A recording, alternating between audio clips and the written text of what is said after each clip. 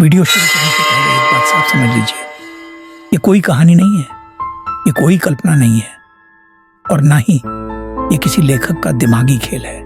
ये वो घटनाएं हैं जो एक ही परिवार के अलग अलग लोगों के साथ हुई, अलग जगह, अलग समय, लेकिन डर बिल्कुल एक जैसा।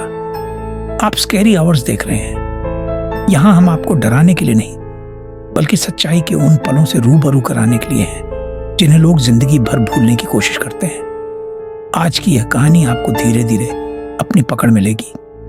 शुरुआत में सब कुछ सामान्य लगेगा, एक खाली सड़क, एक थका हुआ इंसान और एक शांत रात। लेकिन जैसे जैसे आप आगे बढ़ेंगे, आप महसूस करेंगे कि कुछ आपको देख रहा है, कुछ ऐसा जो दिखाई नहीं देता लेकिन मौजूद जरूर होता है। कई लोग मानते हैं कि डर सिर्फ दिमाग का खेल होता है, पर क्या होगा अगर एक ही साया, एक ही आकृति बार बार अलग अलग लोगों को दिखाई दे? वीडियो को अंत तक देखिए, क्योंकि जो आप अब भी सुनने वाले हैं, उसके बाद आप रात में किसी खाली सड़क पर, किसी सुनसान बालकनी के पास या किसी अजनबी सन्नाटे में कभी पहले जैसे नहीं रह पाएंगे। तो अगर आप सच में तैयार हैं डर के उन घंटों के लिए जहां नजर हटाना मुश्किल हो जाता है, तो स्कैरी आवर्स की इस कहानी को अब शुरू करते हैं।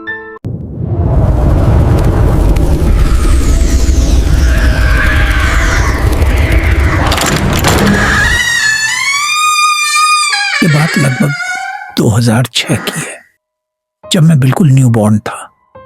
मेरे पापा उस समय नाइट शिफ्ट में काम करते थे। उनका काम फॉरेन क्लाइंट्स के अकाउंट संभालना था, इसलिए रात में काम करना उनके लिए नॉर्मल बात थी। वो पूरी तरह अवेक रहते थे, ना नींद में होते थे और ना ही किसी तरह का हेल्यूसिनेशन होता था।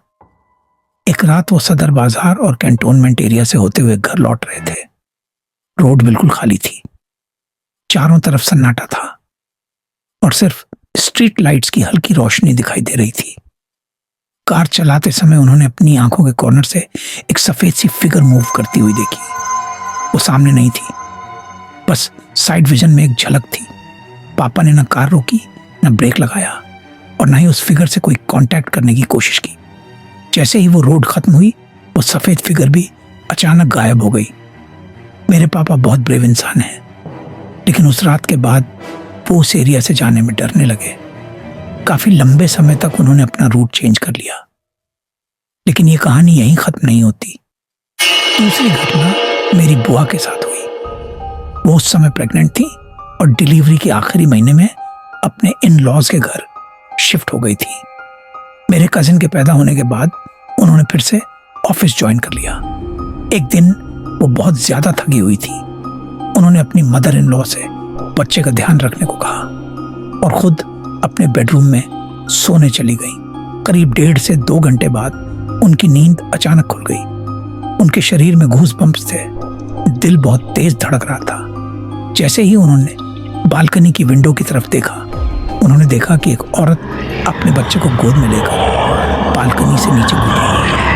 उन्हें ज़रा इतना डर था कि वो चीख पड़ी। शोर सुनकर उनकी मदर इन लॉ दौड़ कर आई। बाद में उनकी मदर इन लॉ ने बताया कि उस अपार्टमेंट में पहले एक औरत रहती थी जो डोमेस्टिक वायलेंस का शिकार थी। उसने एक लड़की को जन्म दिया था और इसी वजह से वो बहुत परेशान थी। आखिरकार उसने अपने बच्चे के साथ बालकनी से कूदकर अपनी जान दे दी। मेरी बुआ अकेली नहीं थी जिन्होंने ये देखा। उस अपार्टमेंट कॉम्प्लेक्स में कई नई माओं ने रात के समय वही सीन देखा था। कई लोगों ने देर रात बालकनी के पास किसी के होने का एहसास किया। उस घटना के बाद लोग उस जगह से दूरी बनाने लगे और आज भी रात के समय उस अपार्टमेंट की बालकनी को देखकर लोगों की रूह कांप जाती है।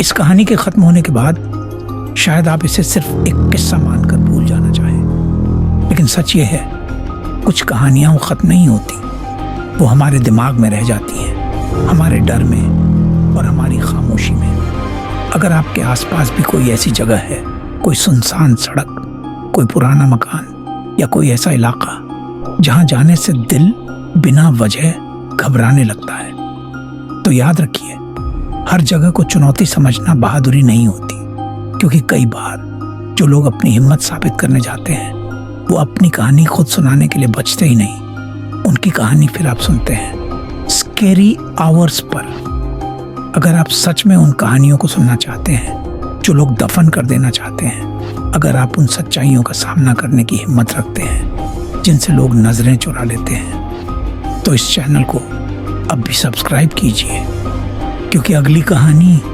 शायद किसी और की नहीं, आपके ही आसपास की हो।